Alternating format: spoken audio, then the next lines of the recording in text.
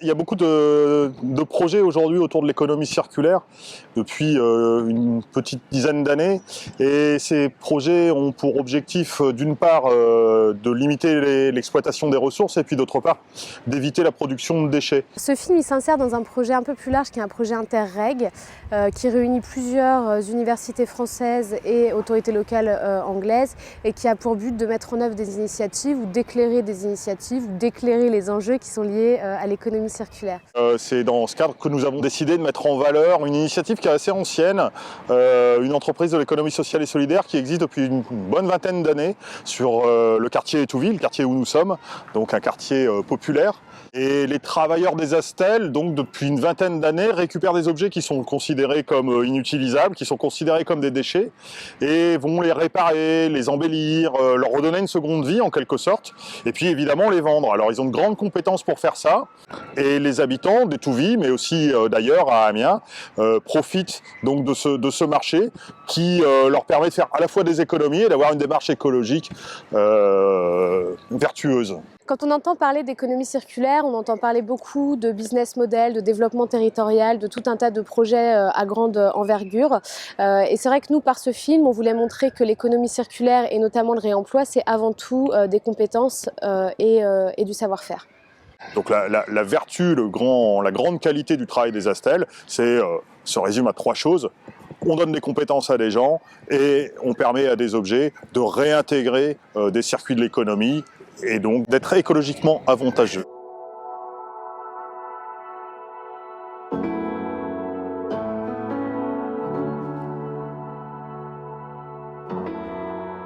Le but, c'est de changer le regard que l'on porte sur un déchet. Et c'est de faire du déchet une ressource.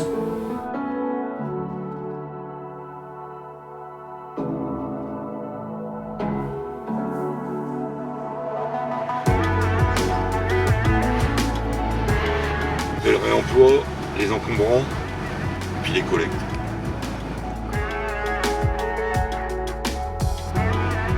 Tu récupères tout ce qui peut servir pour d'éventuelles familles. Par comparaison, au sud, tu vas trouver des objets qui sont vraiment réemployables. Il y a deux Astels en déchetterie. Il y a un Astel qui fait rentrer les voitures et un Astel en haut qui dirige les usagers. Allez, c'est parti. Là, on fait un bureau. Là. Hop.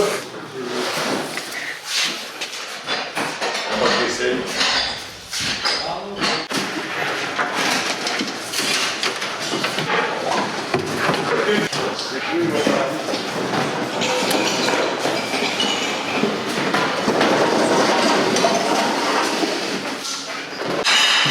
Dans la vaisselle ? Ouais.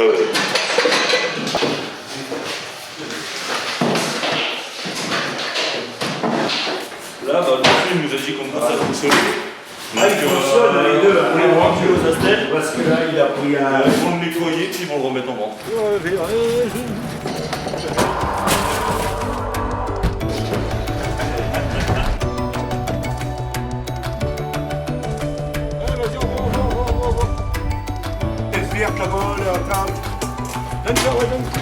Quel homme fort.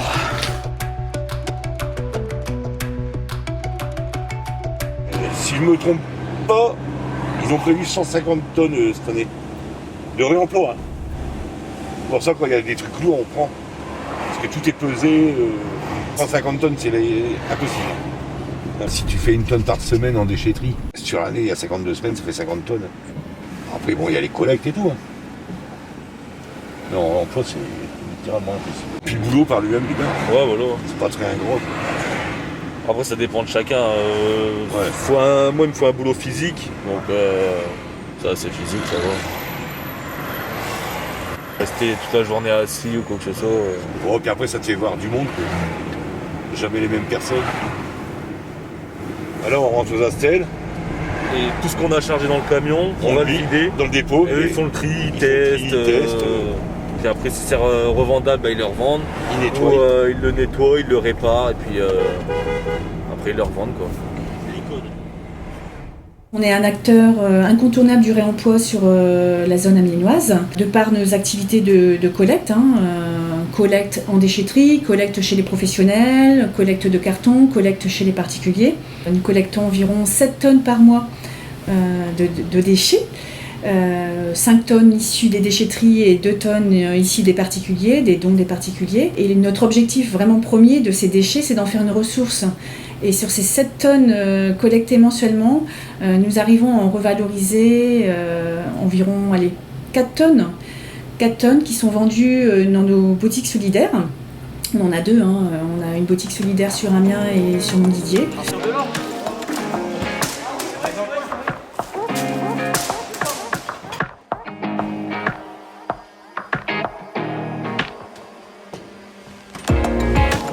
C'est tout ce qu'on a à faire en fait, c'est ça l'avantage.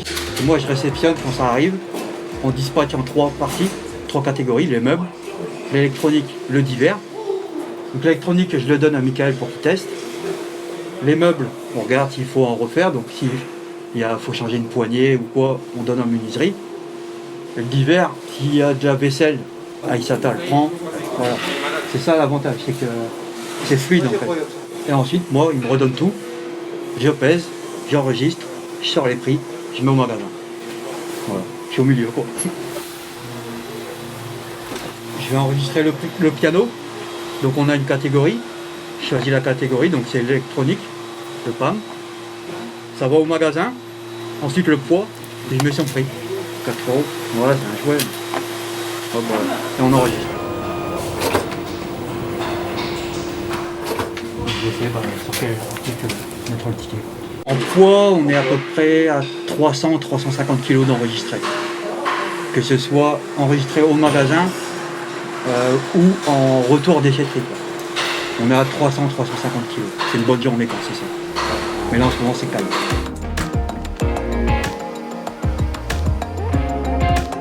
Je trie les habits, je mets des beaux habits au magasin. Ceux qui sont un peu moins propres, on ne les met pas, on les met dans les sacs noirs, ça va au Croix-Rouge et ils nettoient, ils repassent. Nous on ne peut pas, on n'a pas ce temps, on ne peut pas faire. C'est taché, nous on ne les met pas, on les met dans un sac noir, ils vont aller nettoyer. Il y a des choses super qui passent ici quand même, tout neuf, pas utilisé.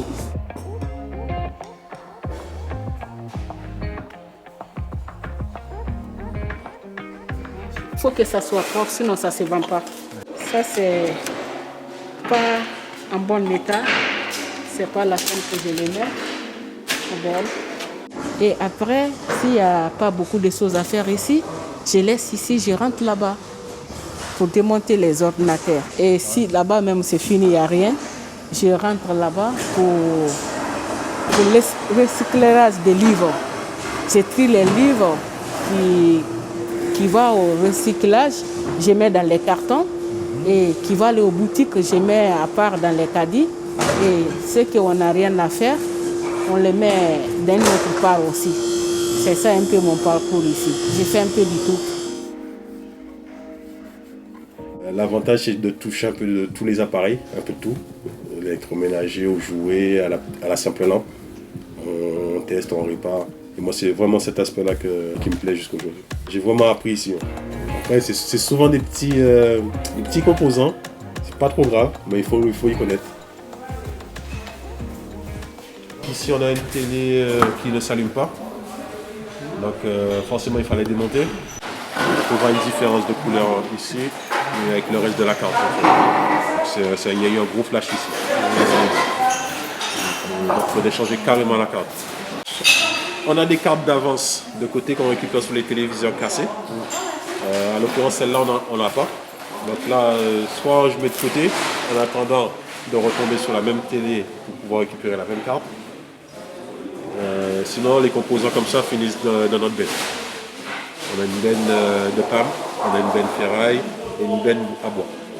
C'est pour les éléments, les articles qu'on n'arrive pas à réparer, on met tout dans des bennes et puis c'est revendu.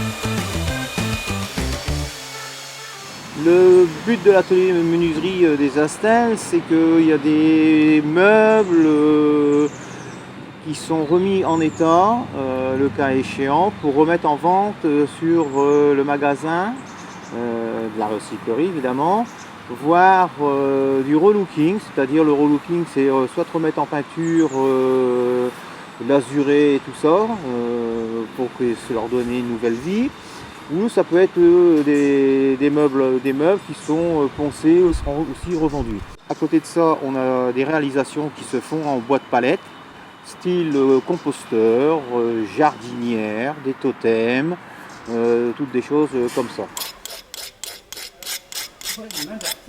On est en train de faire des totems pour un client. On a 4 totems à faire. Donc, donc on a fait les pieds, le socle, la barre, et puis on est en train de mettre les fléchages. Ça par contre c'est du produit brut, après tu réalises en produit fini. C'est vraiment du départ à la fin, c'est ça qui est intéressant. Ouais, là il me reste 3 à mettre en fait. En tout il en reste 1 à faire.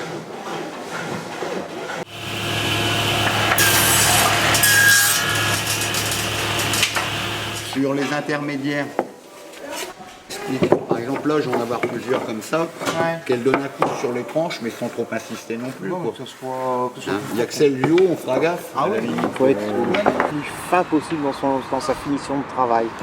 Et il faut amener ça en les suivant, en étant à côté d'eux, et en les suivant le plus possible dans leurs gestes, etc. Leur montrer, parce que c'est mon rôle, c'est de montrer d'abord le geste professionnel, qu'ils reproduisent, et je suis à côté pour les améliorer dans ce geste professionnel.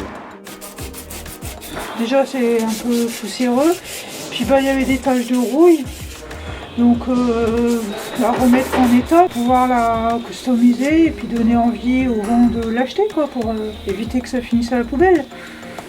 Là j'ai l'opportunité de faire ça ici, j'ai un petit espace pour bricoler. Je suis dans ma grotte et c'est vrai que j'y passe pas mal de temps dans ma grotte quand même. Hein. Il y a un peu de tout, il y a mes marteaux, il y a mes couteaux en enduire, là c'est des pattes de lapin. Parce que là ce que je fais c'est en gros ce que j'ai appris pendant mon CAP de peintre. C'est-à-dire poncer, réparer, reboucher, remettre en peinture, vernir. Mais il y a des choses que je ne sais pas faire. Hein. Des fois le prix de vente ne correspond pas forcément au temps passé. Bon après je me fais une raison quoi. C'est pas le but non plus que l'objet reste là très longtemps, c'est qu'il parte et qu'il fasse plaisir à quelqu'un. Donc là-dessus oui, on se fixe sur la quantité on va dire des objets, sur son état aussi et sur ce qui plaît par rapport au client quoi. Et aussi par rapport à si c'est du vintage, ça sera peut-être un peu plus élevé que sur du moderne. Enfin, si c'est l'électroménager à bas prix, la vaisselle, ça c'est exactement les choses qu'on vend le plus, les vêtements pareil. Donc c'est moi qui coordonne les arrivages, ce qu'on garde pas, les prix. Généralement quand on voit sur un site d'occasion que, je prends un exemple tout bête, je sais pas, une lampe à 50 € en occasion sur eBay, nous on essaie quand même d'être encore en dessous de la marge, admettons 50 €, on sera à 25 nous. Nous on est quand même plus social. Au début on avait plutôt, on va dire les gens du quartier. C'était vraiment pas connu sur l'extérieur. Après il y avait le public habituel avant que je sois là justement, tout ce qui est brocanteur, antiquaire, etc. Et après c'est vrai qu'on a fait justement venir d'autres publics grâce à la pub, étudiants, retraités, personnes chômeurs, de tout. Puis même à force on a aussi envie de se sentir utile et puis aussi justement d'aider les gens, entre autres. Quand on a, admettons, comme il n'y a pas si longtemps que ça, des réfugiés qui sont venus aux Astels, justement, on a envie aussi de se sentir utile et de les aider en leur appropriant des objets qu'ils n'ont pas forcément, quoi.